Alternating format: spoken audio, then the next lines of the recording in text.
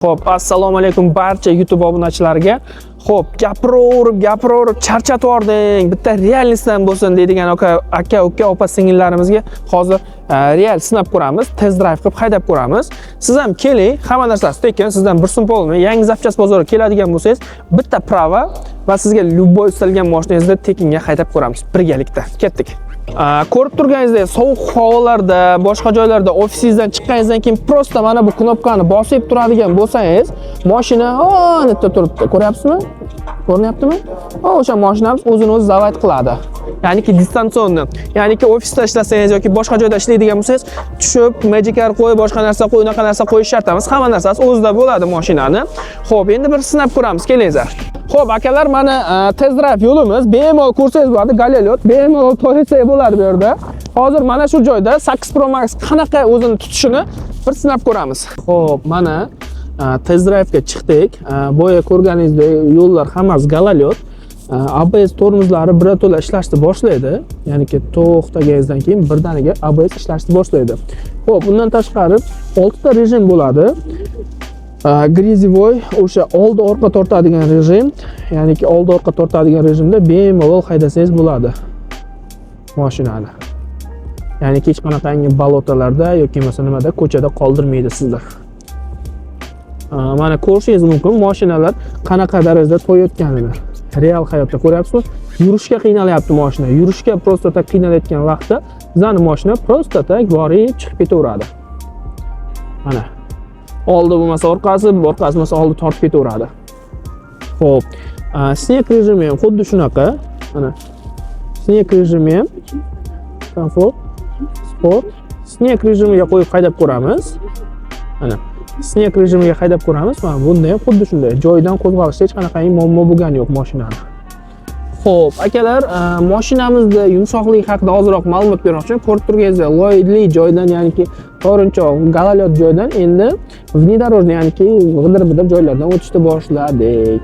Xo'p, bu narsani ming marta ko'rgandan ko'ra bir marta haydab sinab ko'rgan yaxshi. Albatta, kelib o'zingiz bemalol yurganingizda kорабль плывет deydi-ku, xuddi shunaqa narsa bo'ladi.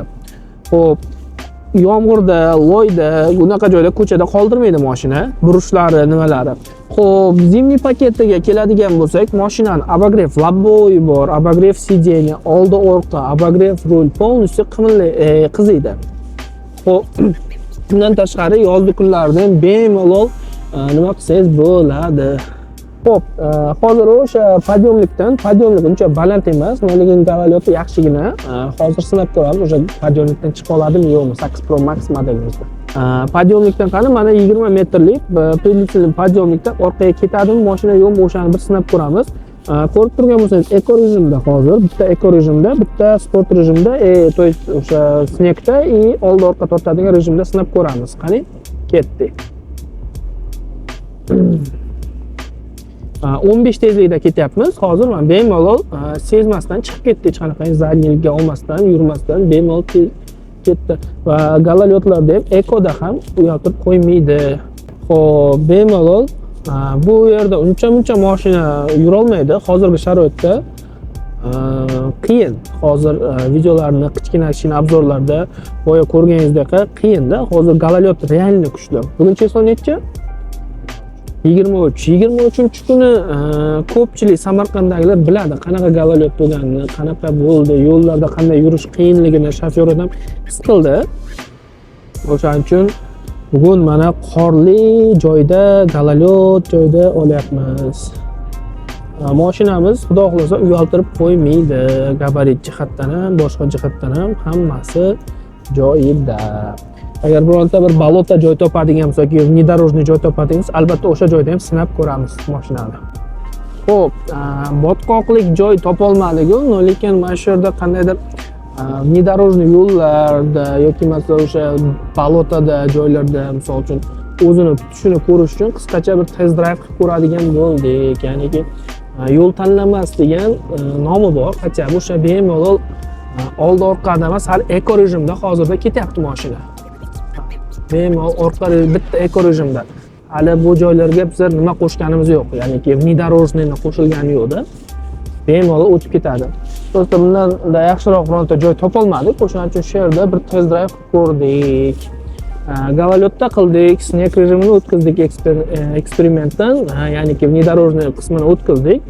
Внедорожныйsi hozir eko rejimda hozir sinab ko'rdik. Xo'p, motor xarakteristikasiga keladigan bo'lsak, motorlar 2 litrlik turbina motor bo'ladi, 245 ta o't kuchi bo'ladi. Muncha joyda misol uchun konditsioner qo'shib turib, nima qilingizda ba'zi bir mashinalar ishlanib qoladi-da, motor qiynaladi.